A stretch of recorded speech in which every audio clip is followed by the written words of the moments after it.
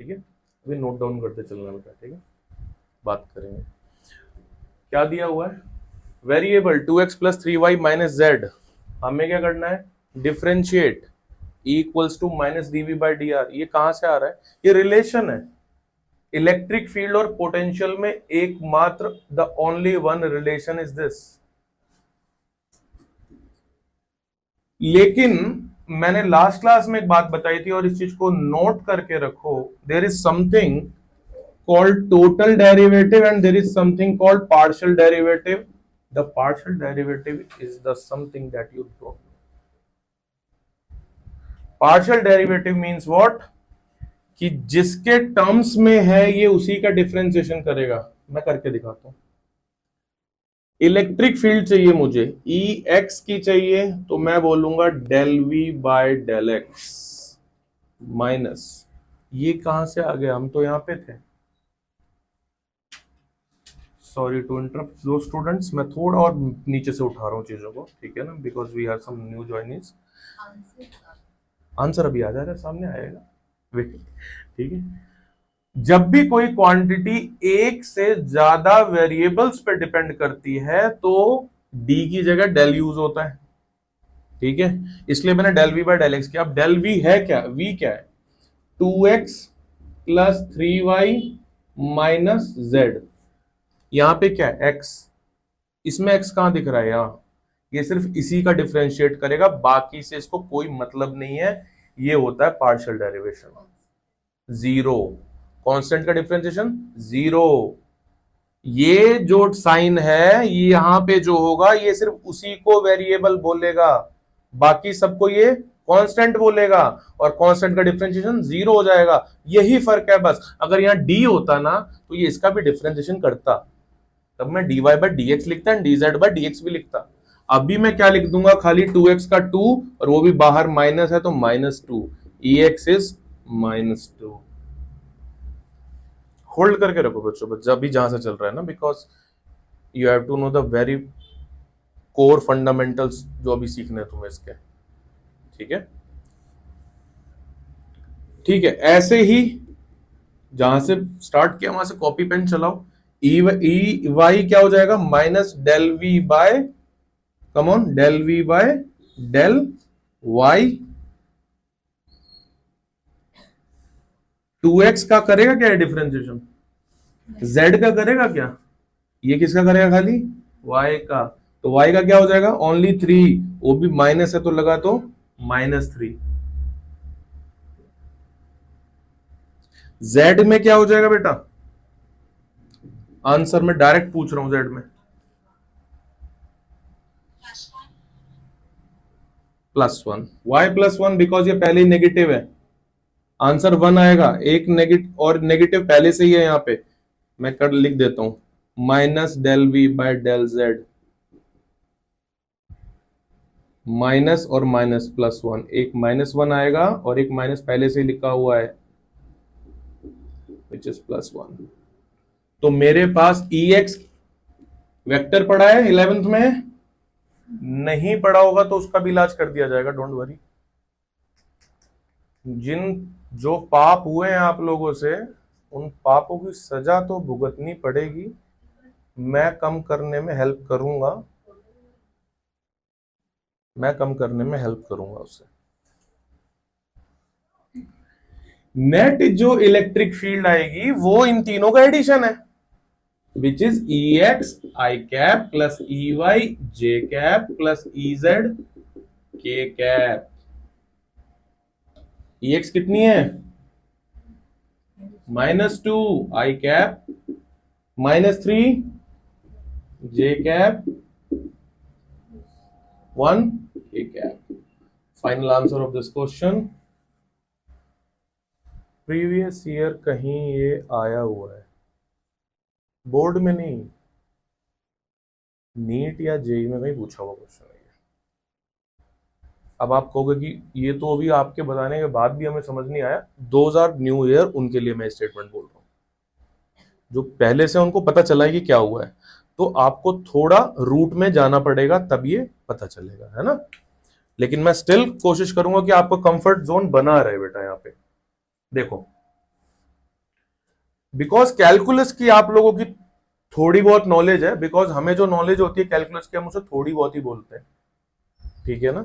Even एक बहुत retired professor भी उस नॉलेज को थोड़ी ही बोलेगा। बहुत बढ़िया। उस बिहाफ पे मैं ये समझता हूं कि आपको पता है कि डिफरेंशिएशन का एप्लीकेशन स्लोप होता है। गुड। इंटीग्रेशन का एप्लीकेशन एरिया होता है। आप मत समझो कि ये क्वेश्चन, ये जब मैं जो अब देने जा रहा हूं ये इलेक्ट्रोस्टैटिक्स का क्वेश्चन है, ऐसा मत सोचो। इसको अपनी उस नॉलेज के बेस पे सॉल्व करने की कोशिश करना, ठीक है। और क्वेश्चन क्या है, क्वेश्चन क्या है, ये क्या है मेरी तरफ से, ये हिंट है। क्वेश्चन क्या है, given, given there is a given v r curve, there is a given v r curve, this is question, plot, plot corresponding, plot corresponding e r curve, e r curve. जिसको chapter की knowledge है वो chapter के हिसाब से, and those are new अपनी differentiation की knowledge के हिसाब से इसको ट्रैक करने की कोशिश करो। मैं आपको 1 मिनट दूंगा, उससे बाद उसके बाद मैं खुद करूंगा। मुझे बताओ, dy by dx is nothing but the slope of yx curve. I very thankful for those teachers जिन्होंने आपको ये सिखा दिया पहले से, अदरवाइज मुझे तो पता नहीं है। ये सही है, बात लिखी है, इसमें कोई दिक्कत नहीं। क्या मैं यहां लिख दूं कि electric field is the negative of slope of v r curve? बोलो, इस बात में कोई परेशानी हो रही है आपको? सिंपल, ड्रॉ करते हैं।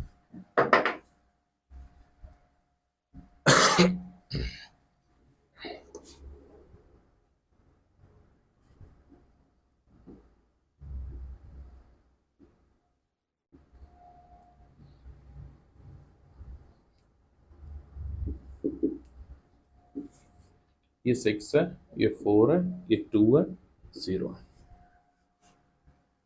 मुझे बताओ 0 से 2 के बीच में, यानी इस रीजन में, पहले मैं बात कर रहा हूं खाली 0 से 2 के बीच में, स्लोप पॉजिटिव है नेगेटिव है? स्लोप पॉजिटिव है। dv बाय dr कितना है? स्लोप पॉजिटिव है। 10/2 है, 5 है, ये मालूम है ना। tan theta is perpendicular over base, tan theta is nothing but the slope, and what is perpendicular for this right angle triangle? 10, what is base is 2, 10/2 is 5. From there I must write m is the symbol of slope, guys, m is the symbol of slope, so m is positive 5, but by relation this must negative add to here. Should I repeat? Should I repeat? So this will be negative 5. Negative 5 is what? क्या? Electric field 0 से 2 के region में। Is this constant और variable? I am asking. It's a constant, देख के भी लग रहा है स्लोप इज कांस्टेंट। 0 से 2 के रीजन में नेगेटिव 5, नेगेटिव मतलब नीचे 5, नेगेटिव 5। 2 से 4 के रीजन में, 2 से 4 के रीजन में line parallel to the x axis, geometrical knowledge, no need for electrostatic knowledge. 0, theta is 0, slope is 0, electric field is 0, line is here, must be here. 4 to 6, you know your answer. Please try, guys.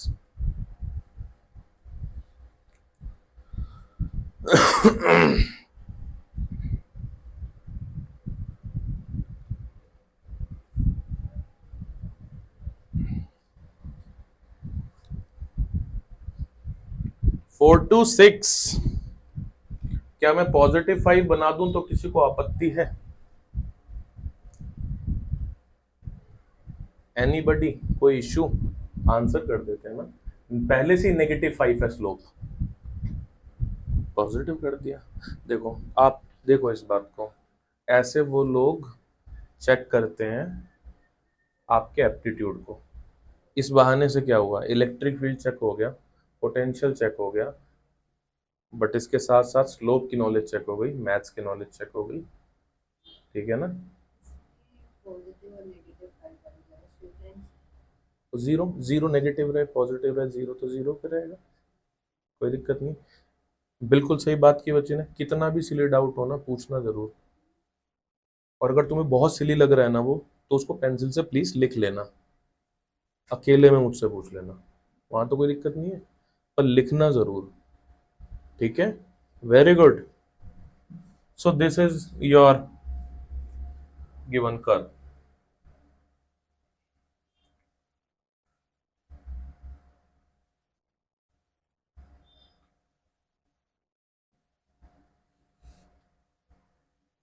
अब मैं एक question दे रहा हूं, can you guys straight answer करना उसका, ठीक है। ये तो हो गया, ये हो गया।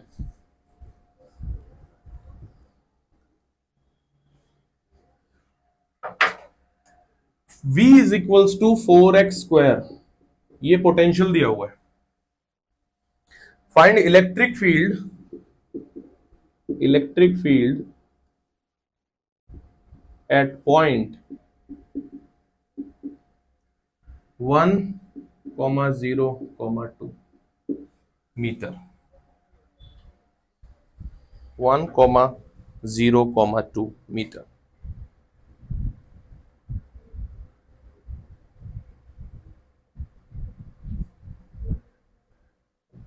आपको रिलेशन पता है, वही रिलेशन चल रहा है, बस ये यूज होगा। अब आपको कोई डेल यूज होगा, करो ना, ट्राई करो, दिक्कत है। हाँ बोलो।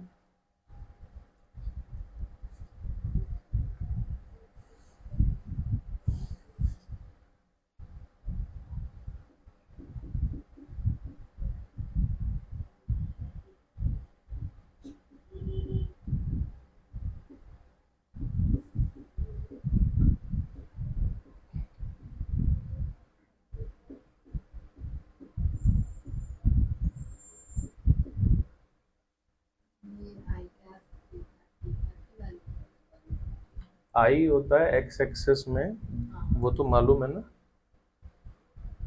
पहले इसको सॉल्व तो करो तब तो वैल्यू पुट करेंगे। 4x² को डालोगे तो क्या आएगा, खाली 8x आएगा ओनली, और वो भी आई कैप आएगा। इन कोऑर्डिनेट में x खाली एक है, मैं इसको कहाँ पुट करूंगा, सिंपल x यहाँ आएगा, ओनली 8, नेगेटिव है बाहर ना, negative 8x I cap is the answer.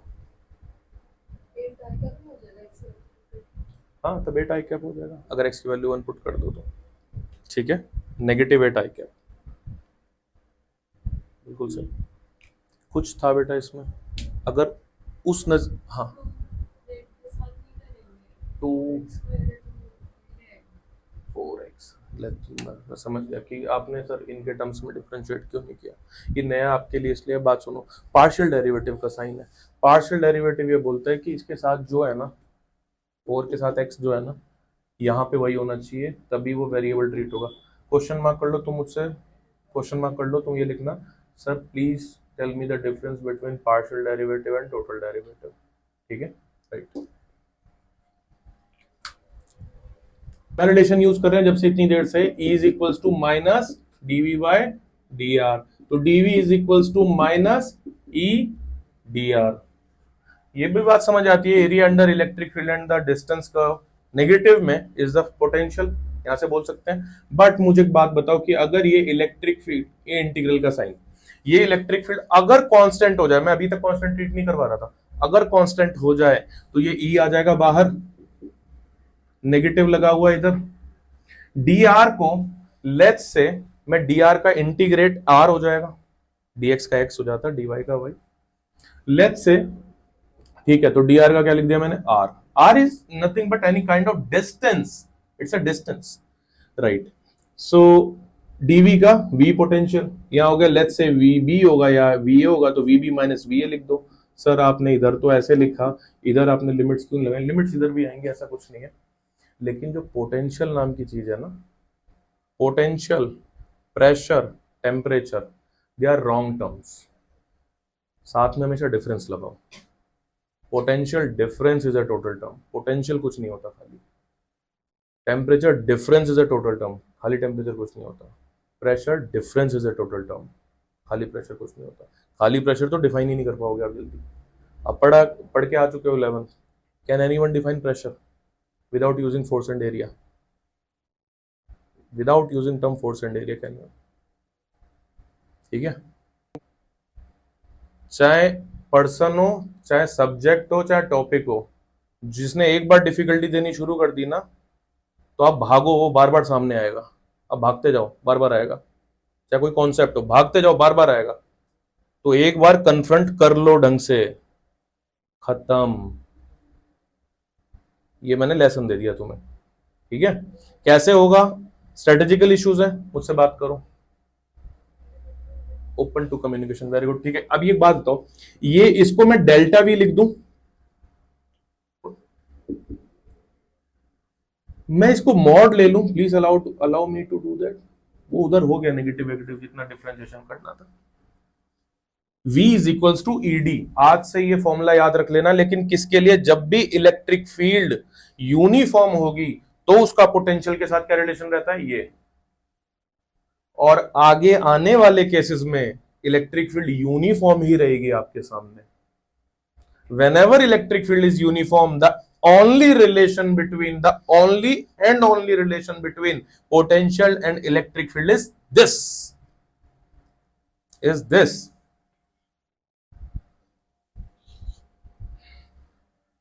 Where D is projection, इसको थोड़ा सा बोल्ड करके लिखना भाई। where D is the projection of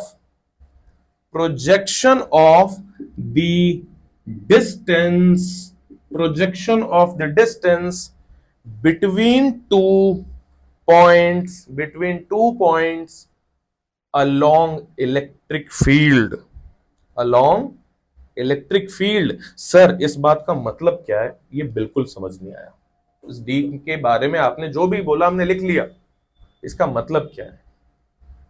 मतलब समझते हैं। एक बात मुझे बताओ,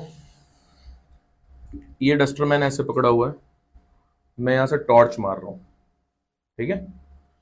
तो इसकी कितनी लेंथ बनेगी? यहां पे ये लेंथ बनेगी, इतनी बनेगी। इसको बोलते हैं प्रोजेक्टेड लेंथ। जैसे जैसे डस्टर ऊपर जाता जाएगा, क्या ये लेंथ बढ़ती जाएगी? ये शैडो की लेंथ बढ़ती जाएगी। इसी का नाम है प्रोजेक्टेड लेंथ। क्या आपको आज तक ये समझ आया कि वेक्टर में जो आप पढ़ते थे r is equals to r x और आर वाई, वो कुछ और नहीं, प्रोजेक्शन ही होते थे। वो बेसिकली प्रोजेक्शन ही होते हैं। इधर से टॉर्च मारो, इसीलिए जब आर एक्स कम होता चला जाता है, आर वाई बढ़ता चला जाता है। इसलिए जब आर वाई कम होता चला जाता है तो आर एक्स बढ़ता चला जाता है। ऐसे सोचो ना, ऐसे सोचो कि ये एक मार्कर है और मेरा हाथ ऐसे है, ठीक है ना बेटा? ऐसे पकड़ मार्कर को, वेरी गुड। एक हाथ ऐसे है मेरा, एक ऐसे है। आप इधर से टॉर्च मार रहे हो और ये धीरे धीरे मार्कर को ऐसे करती जा रही है, तो ये लेंथ बढ़ती जाएगी, ये लेंथ कम होती चली जा रही है। और यही वाला कंपोनेंट कॉस होता है, इसलिए कॉस 90 पे एक्स कंपोनेंट 0 हो जाता है। सोच पा रहे हो? नहीं सोच पा रहे हो, डिफिकल्टी है, कोई बात नहीं। आओ, एक क्वेश्चन ले रहे हैं।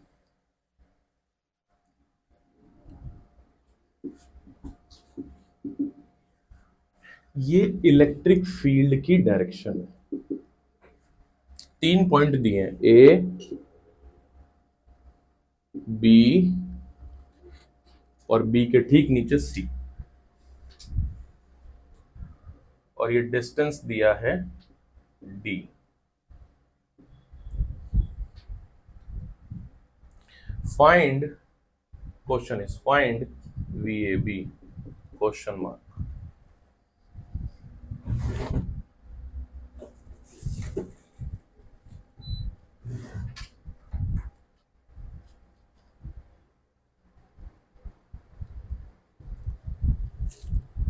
Find v a b, question mark.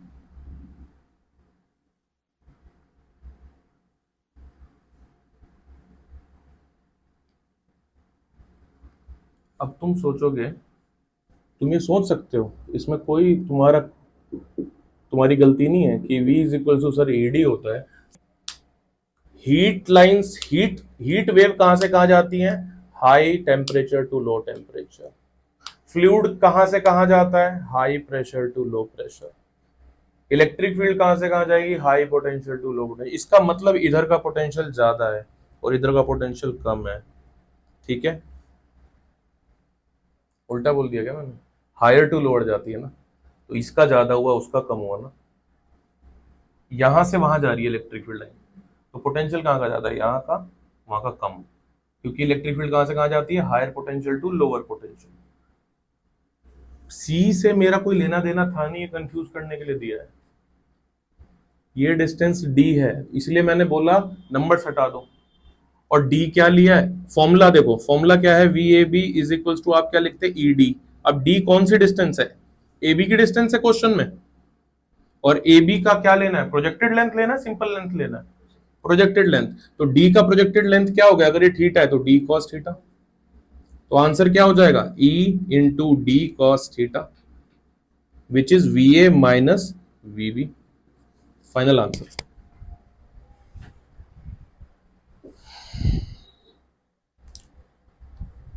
आपने इसमें कोई डाउट किसी को?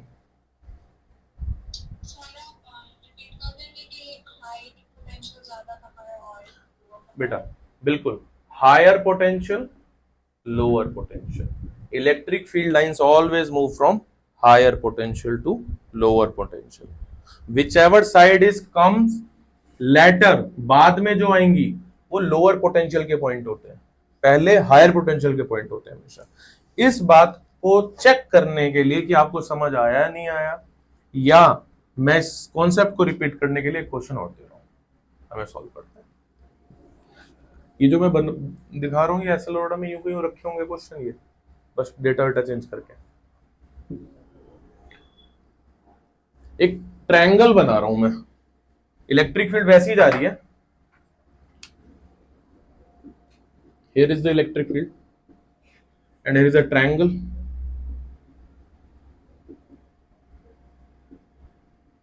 the data 2 meter each side, A B C. Now my question is, E की वैल्यू 10 न्यूटन पर coulomb, because electric field is force upon charge, Newton force की वजह से coulomb. Question is find VA minus VB,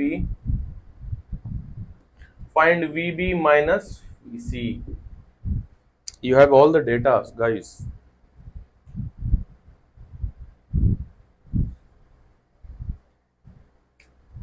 क्या मुझे बताने की जरूरत है कि इक्विलेटरल ट्रायंगल है ये? नहीं, शाबाश।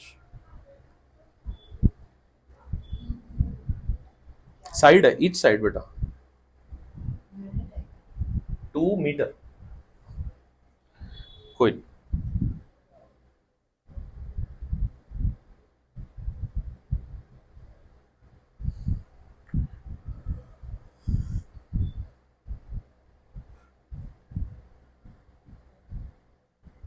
'अच्छा मुझे बस इतना बताओ, जो बताओ VA माइनस VB पॉजिटिव आएगा नेगेटिव आएगा?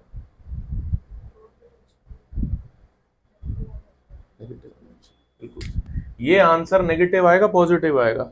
शी सेज कि नेगेटिव आना चाहिए, बिल्कुल negative, because a lower potential पे है, बी हायर पोटेंशियल पे, वो पहले आ रहा है, तो यानी कि VA इज क्या लेसर देन VB, और जब मैं छोटी क्वांटिटी में से बड़ी को माइनस करूं तो आंसर मस्ट बी नेगेटिव। इतनी हिंट दी है बस मैंने, आंसर बोलो मुझे यार।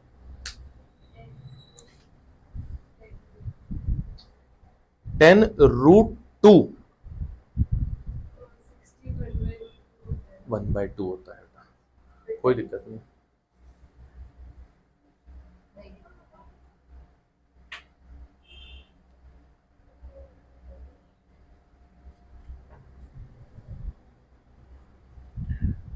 टू cos 60, ये है प्रोजेक्टेड लेंथ। cos 60 is 1/2, 2 से 2 कैंसल, only 10 remains, तो आंसर विल बी 10। अच्छा ये क्या है, ये डिस्टेंस प्रोजेक्टेड लेंथ वाला, ये electric field, answer will be negative, तो आंसर इज -10 ओनली, क्योंकि पोटेंशियल है तो यूनिट हो जाएगी volt. Navya should I repeat? इसका समझ आया? VB माइनस VC बताओ बच्चों, वहां पे कैसी प्रोजेक्टेड लेंथ, जो लेंथ है वही लेंथ है, बढ़िया, 2 मीटर मल्टीप्लाई करो, इलेक्ट्रिक फील्ड कितनी है 10। अच्छा VB माइनस VC तो पॉजिटिव आएगा ना, which is higher minus lower, VB minus VC, और VB कितना है, ओ सॉरी इलेक्ट्रिक फील्ड कितनी है 10, और डिस्टेंस कितना 20 वोल्ट।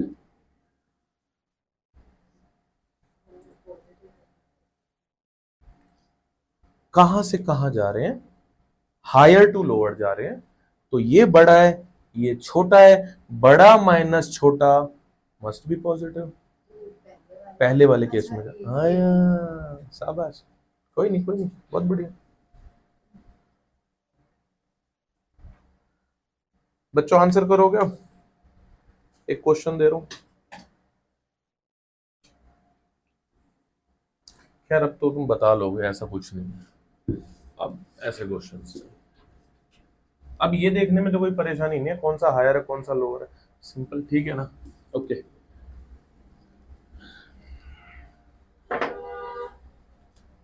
ये एक लाइन है, मेरे पास सपोज कोई पावर है, मैंने इस लाइन को पकड़ा और इसको ऐसे खींच लिया बाहर, ये लाइन अभी भी वहां है पर बाहर भी खींच लिया, और बीच में एक लेयर बन गई, पूरी एक लेयर बन गई, ठीक है? ये समझ आ रही है मेरी बात? ऐसे सोच, ऐसे खींची तो क्या बन गया, एक पूरा लाइक दिस, एक आर्क का शीट टाइप का स्ट्रक्चर बन गया कुछ।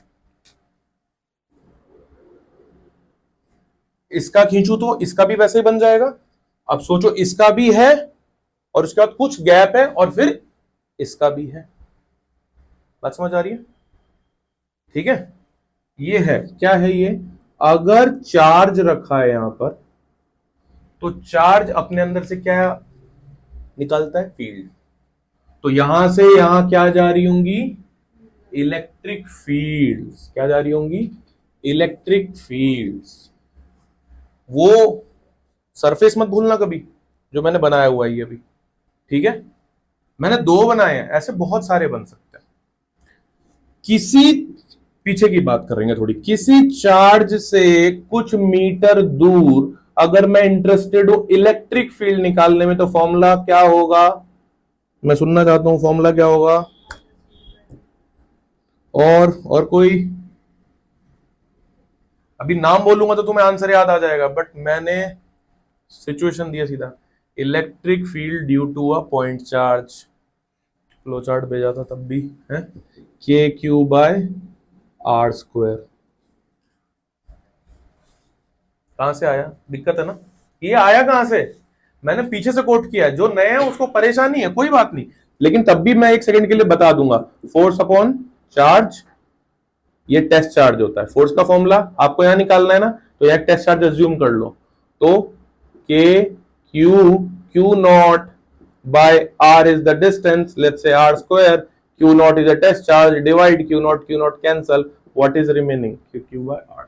ये क्या किया मैंने अभी ये सडनली क्या किया, मैंने इलेक्ट्रिक फील्ड निकाली है, किसकी वजह से, इस पॉइंट चार्ज की वजह से, कहां पर, कुछ डिस्टेंस दूर पर, ठीक है? साफ पता चल रहा है electric field is inversely proportional to R², कम होती जा रही है, डिस्टेंस बढ़ेगा तो वो कम होती जाएगी, हमारी आवाज की तरह, जैसे हम चिल्लाते हैं तो दूर दूर कम होती चली जाती है, वैसा ही। बट पोटेंशियल का फॉर्मूला क्या था, KQ/R ओनली, नहीं याद है कहां से आ रहा है, मतलब मैं बार बार बोलूंगा, नहीं पता है तो अभी सिंपल याद रखो का फॉर्मूला क्या है, वरना मैंने बताया हुआ कहां से आ रहा है, KQ/R। अब बेटा अब यहां से मैं शुरू करूंगा, अब यहां से कंसंट्रेट करना, मुझे पता है यहां तक दिक्कत आई है तुम्हें, मुझे किसके दिमाग में यहां क्या चल रहा है वो मालूम हो जाता है, मतलब टॉपिक से रिलेटेड, या वो आ रहा है या नहीं आ रहा है, बिलीव मी, ये बिलीव मी। इसलिए मैं बोल रहा हूं अब यहां से फोकस करना। क्या यहां से यहां का आर फिक्स है? एक पर्टिकुलर डिस्टेंस है, फिक्स है। मैं यहां से, अब वो सरफेस है ना, मैं यहां से यहां तक चलता हुआ पैदल गया, क्या मैं अभी भी उतने डिस्टेंस पर हूं? इस चार्ज से मैं अभी भी उतने डिस्टेंस पर हूं। मैं यहां से यहां चलता हुआ यहां चला गया, ये प्रॉपर स्फेयर है, क्या मैं अभी भी उतने डिस्टेंस पर हूं? अभी भी उतना डिस्टेंस। क्या मैं कुछ आर बढ़ा या कम हुआ? क्या के चेंज हो गया? के इज डिपेंडेंट ऑन मीडियम, क्या मीडियम चेंज हुआ? क्या चार्ज चेंज हो गया? क्या आर चेंज हो गया? इस सरफेस पर मैं टहल रहा हूं, क्या पोटेंशियल किसी भी पॉइंट पे कम हुआ? क्या पोटेंशियल हर पॉइंट पे इक्वल रहा? इसलिए इस पॉइंट का नाम है इक्वी पोटेंशियल सरफेस। क्लियर हो गया? बहुत बढ़िया। तो हेडिंग क्या रखेंगे? Equi potential surfaces. हो ही नहीं सकता स्कूल का पेपर और ये पूछे ना, हो ही नहीं सकता। बाहर भी पूछते ही ऑब्वियसली। इक्वी पोटेंशियल सरफेसेस, अभी सिर्फ हेडिंग डालना है ना, और ये तुमने बना लिया होगा ऑब्वियसली, आई नो कि तुमने बना लिया। हम कुछ और बातें कर रहे हैं बेटा, बहुत बढ़िया। मैंने जहां से होल्ड करने को कहा,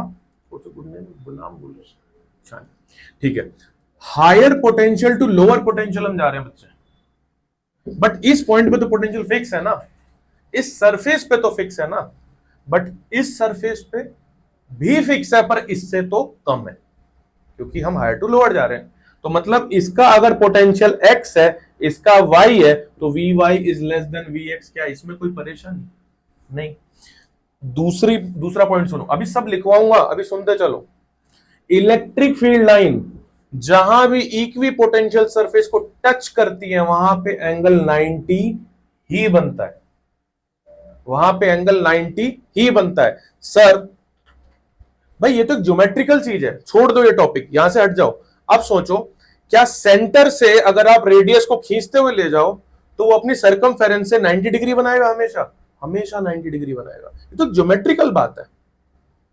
सर्कल के सेंटर से रेडियस को बढ़ाते चले जाओ सरकमफेरेंस से, क्या वो हमेशा 90 डिग्री का एंगल बनाएगा? हमेशा।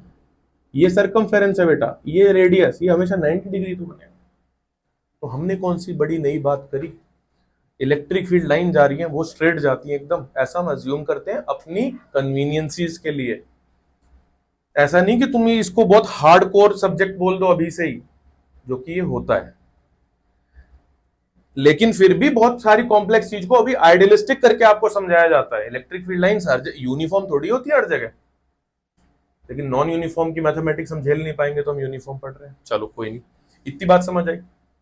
अब मुझे एक बात बताओ कि अगर मैं इस सरफेस पे टहल रहा हूं, अगर मैं इस सरफेस पे टहल रहा हूं, तो मेरे अकॉर्डिंग मैं इस चार्ट से ना तो आगे गया हूं ना तो पीछे गया हूं,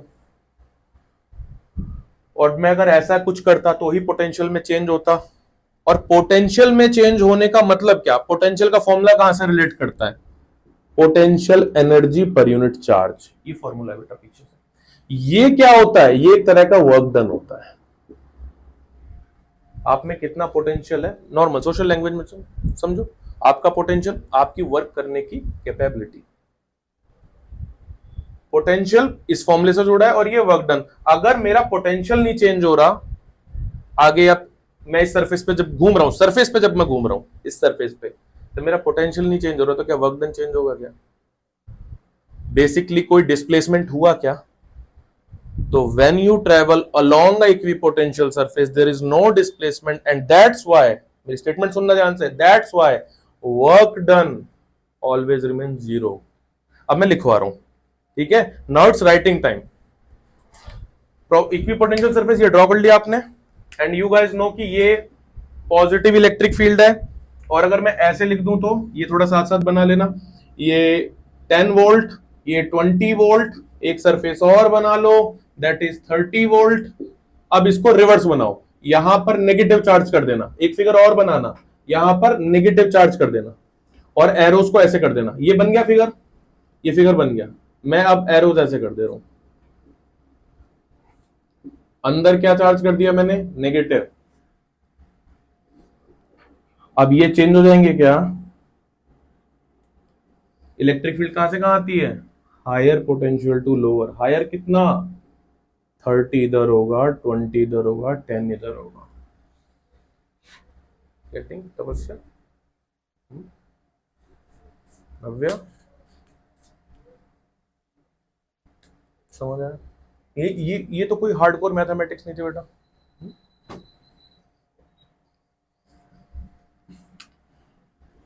always 90 degree. Now it's writing time. Properties of equipotential surface. Write down heading. Properties of equipotential surface.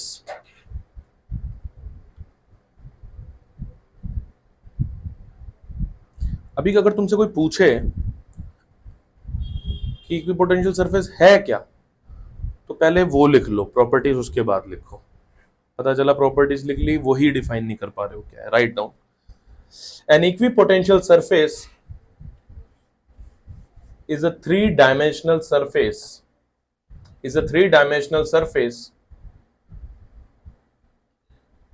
on which the electric potential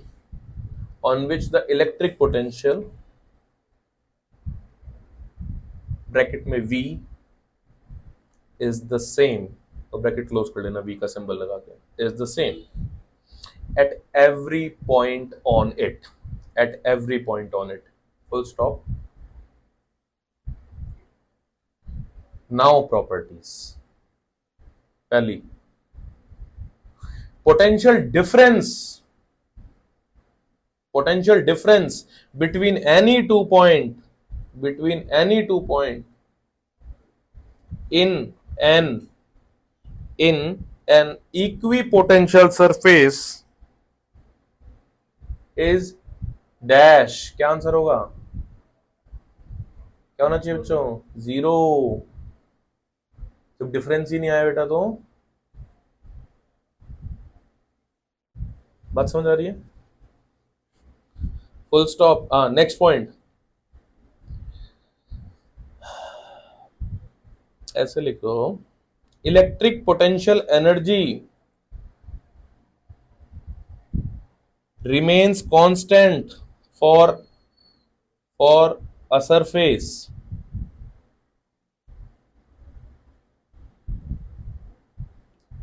if a charge is moved from one point to the other next, no work is done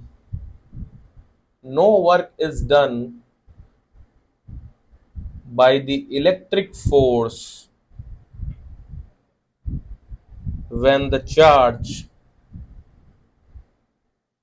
move along the surface,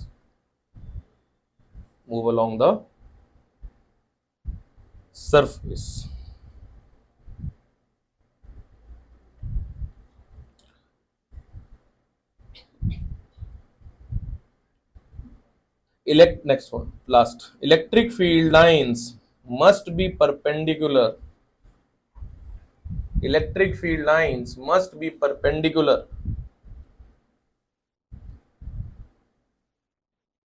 to the surface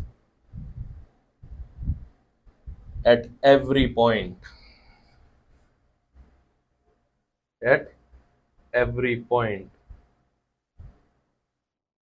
I hope अब इसके numericals आए तो संभाल लेना बच्चों।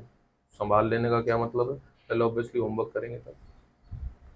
यहाँ पे chapter 2 half part finish होता है।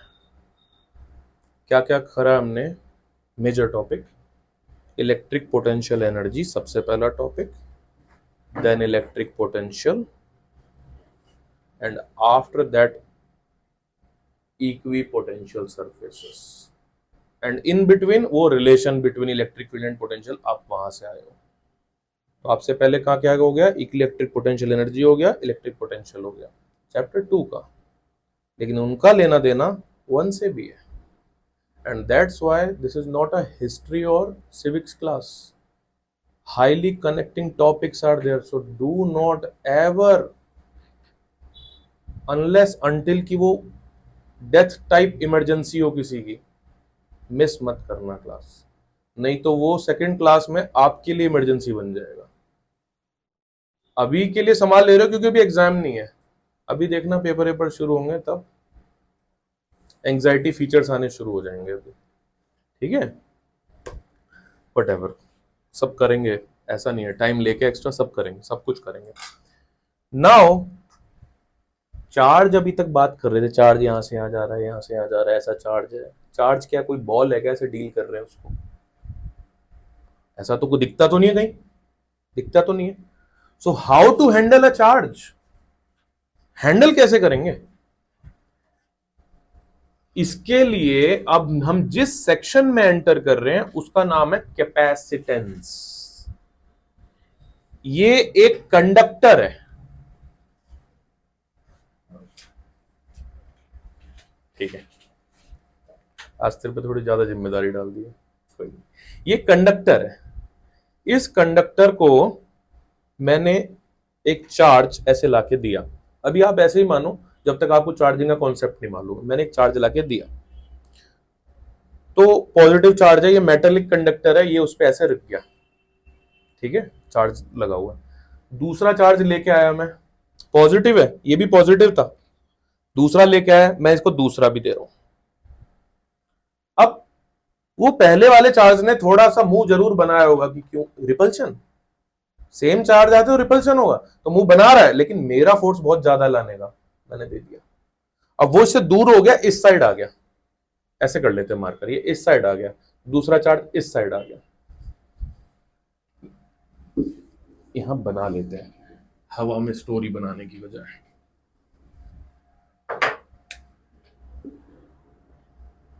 इसको चार्ज दिया हमने, यहां पे आ गया, दूसरा दिया, दूसरा कह रहा है मैं इससे ज्यादा से ज्यादा दूरी पे जाऊंगा, ज्यादा से ज्यादा दूरी क्या यहां हो सकती है, तीसरा लेके आया यहां, चौथा लेके आया यहां, अभी ये मैक्सिमम डिस्टेंस पर है, अब और लेके आऊंगा तो ये अपने आप को रीअरेंज करेंगे, सारे मैक्सिमम डिस्टेंस पर जाएंगे।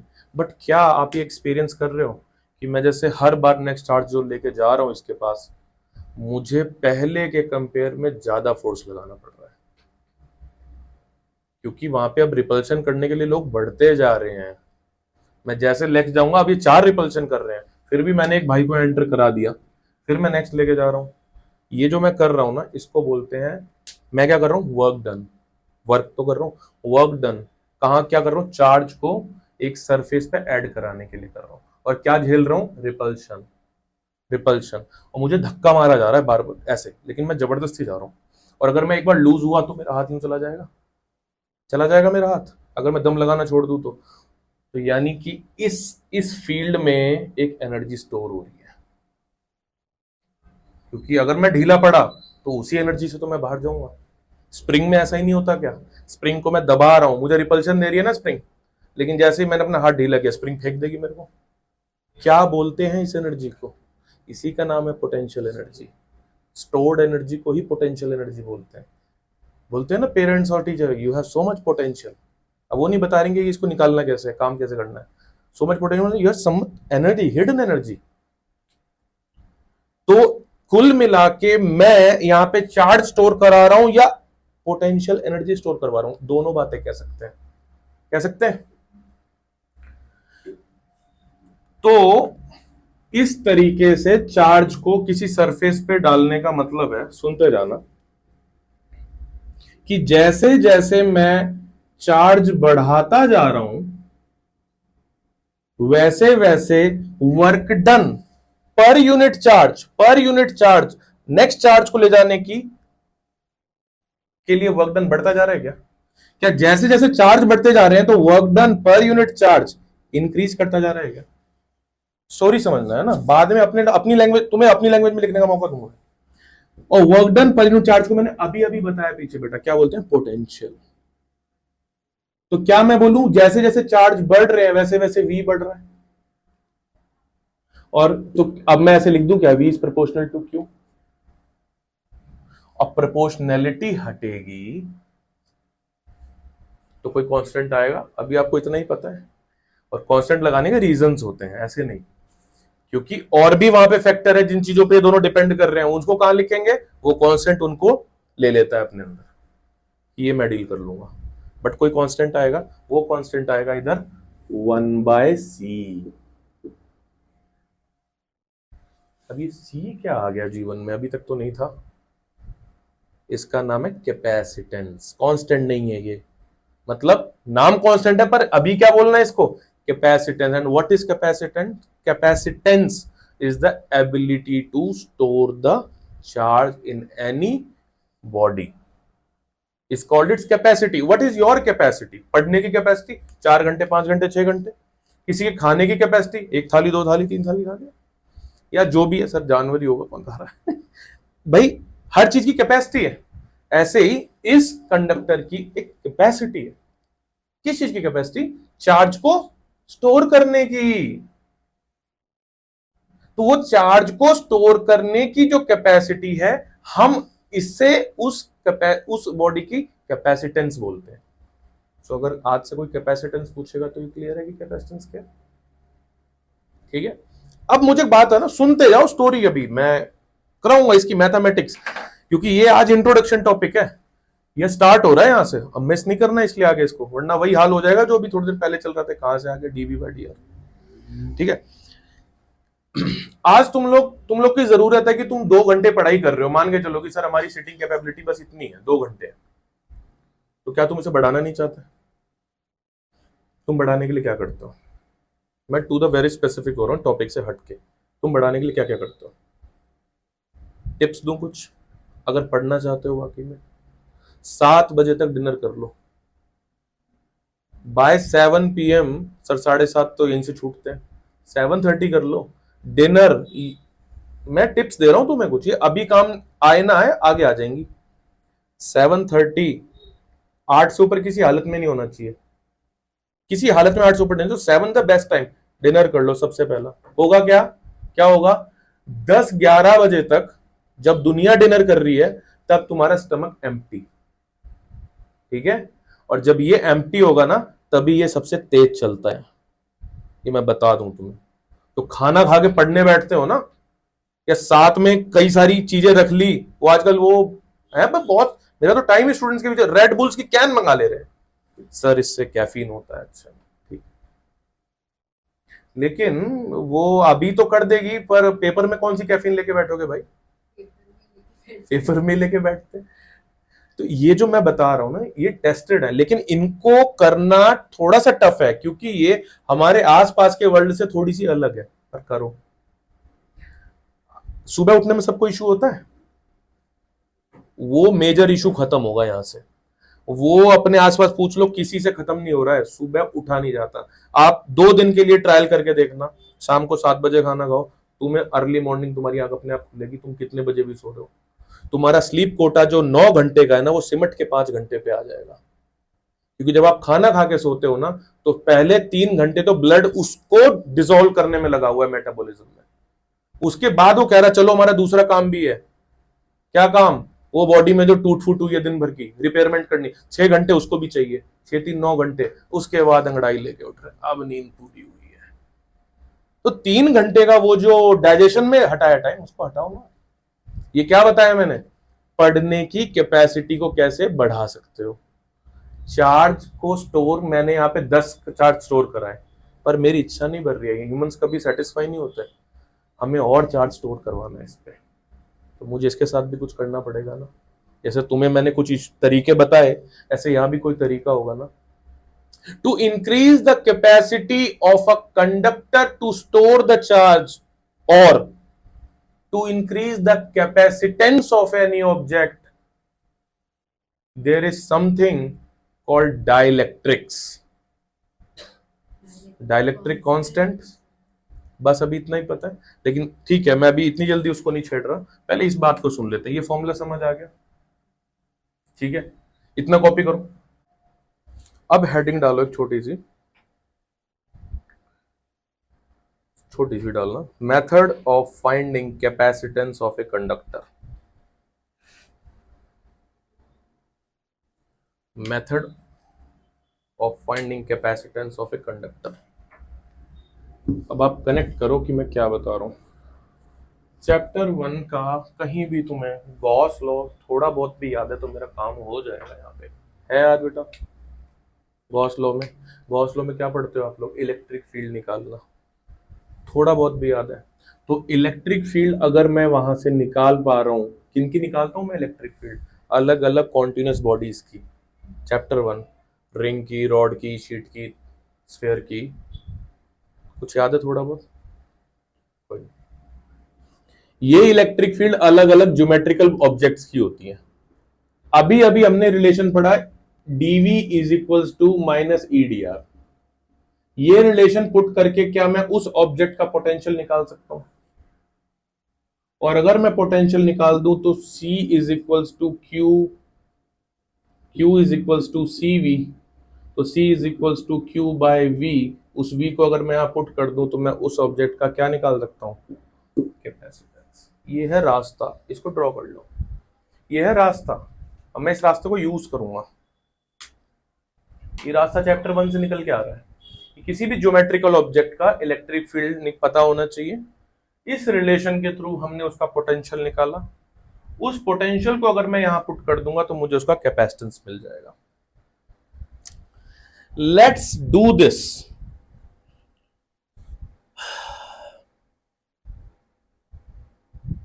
Let's do this. Gauss law का एक ऑब्जेक्ट लेते हैं, स्फेरिकल कंडक्टर। गॉस लॉ याद आ रहा है बेटा? नहीं, कोई बात नहीं, कोई बात नहीं। एक स्फेरिकल कंडक्टर लेते हैं, मैं जहां से बताऊंगा वहां से कंसंट्रेट करना। मैं इंटरेस्टेड हूं क्या, किसका कैपेसिटेंस निकालने में? किसी का तो लेंगे ना सैंपल, किसी का लेते हैं, एक का ले लेते हैं। किसका ले रहे हैं? स्फेरिकल कंडक्टर का। ठीक है, टॉपिक ऊपर भाग जाएगा अगर हमने कोई कॉम्प्लेक्स ले लिया बेटा को, इसलिए हमें थोड़ा, वैसे वो भी कोई बहुत सिंपल नहीं है। Electric field of A spherical conductor के क्यू बाय आर स्क्वायर, यही होती है। इस E को यहां डालो और पोटेंशियल निकालो। कर पाओगे? कर पाओगे? पिछली क्लास में करवाया है इलेक्ट्रिक फील्ड से पोटेंशियल निकलवाना, नहीं कराया क्या? किसी एक बॉडी का तो वो हमने निकाला था पोटेंशियल से इलेक्ट्रिक फील्ड या इलेक्ट्रिक फील्ड से पोटेंशियल, याद नहीं आ रहा। नव्या करा था? मैं इंटीग्रेट करता हूं। D V integral minus K Q बाहर बेटा, इंटीग्रल सेम रिलेशन होता है 1 by R square into D R. ठीक है, अब ये बस इंटीग्रेट करना है। आर टू दी पावर -2 ऊपर गया, -2 + 1, -2 + 1 नीचे। ये dv क्या हो जाएगा? v माइनस के क्यू और 1 बाय आर स्क्वायर, ये R to the power -2 + 1 which is -1, और नीचे -2 + 1 विच इज -1। इंटीग्रेशन आता है, समझ आ रही है? तुम्हें सिर्फ याद ये रखना है कि सर ने ये डायरेक्टली लिया है किसी के लिए। किसके लिए लिया है मैंने? एक ज्योमेट्रिकल ऑब्जेक्ट जिसको बोलते हैं स्फेयर। स्फेयर की इलेक्ट्रिक फील्ड इतनी होती है, यहां से तुम्हें होल्ड करना है। फिर मैंने क्या किया बेटा, यहां डाला, क्या निकला? पोटेंशियल कितना निकला? ये नेगेटिव नेगेटिव पॉजिटिव के क्यू बाय आर, ये तुम्हारे सामने आया। अब तरीके से हमें क्या करना चाहिए? इस v को यहां पुट करना चाहिए, क्योंकि I am interesting in what? Calculating the capacitance of a sphere. Very good guys, इसको यहां पुट करो। C is equals to Q, V कितना है बेटा? K Q बाय R, और R क्या ऊपर? Q से Q कैंसिल। K को खोलो, क्या सबको याद है इसकी वैल्यू 1/4 पाई एप्सिलॉन नॉट होती है? ये वैल्यू ऊपर गई, क्या हो गया? 4 pi epsilon not R is the capacitance of an isolated spherical conductor. Heading डाल लेना, हेडिंग हम लोग बाद में करते हैं। This is the formula of capacitance of an isolated spherical conductor. 3 साल से तो सीबीएसई में नहीं आया है ये, उससे पहले तूफान मचा रखा था इसमें। 3 साल से तो नहीं आया, 3-4 साल से, लेकिन हमें पढ़ना तो पड़ेगा। किसका निकाला है हमने? आइसोलेटेड। आइसोलेटेड मतलब क्या? कनेक्ट नहीं है बैटरी से। आइसोलेटेड मतलब क्या? कनेक्ट नहीं है। एक स्फेयर है बेटा, उसको हम लोग चार्ज देते जा रहे हैं, ये उसका कैपेसिटेंस है। क्या आप ये नोटिस कर पा रहे हो? क्या आप ये नोटिस कर पा रहे हो कि ये कैपेसिटेंस रेडियस पे डिपेंड कर रहा है? भाई जितना मोटा आदमी उतना ज्यादा खाना खा सकता है, दिख भी रहा है। ज्यादा रेडियस तो ज्यादा कैपेसिटी चार्ज स्टोर करने की। कैन आई से capacitance is a geometrical property if C is in this relation, if C is directly proportional to R or dependent on R, can I say capacitance is a geometrical property of any material? Yes, it is geometrical property. ठीक है, तो यहां से एक relation जिसमें आता है question NEET के अंदर, यहीं से निकलता है। देखो कैसे, मैं नहीं कह रहा कि तुम, मैं तो एग्जाम्स के नाम ले रहा हूं, मैं बता रहा हूं सिलेबस से आ रहा है ना, इस पे टारगेट कर रहा हूं। ये कांस्टेंट है तो C प्रोपोर्शनल टू R मैंने बोला, तो C देखो वो हमेशा ये जज करते हैं। क्लास 8 की मैथमेटिक्स बहुत अच्छी कर लेना, 8 से 10 तक की बहुत यूज होती है।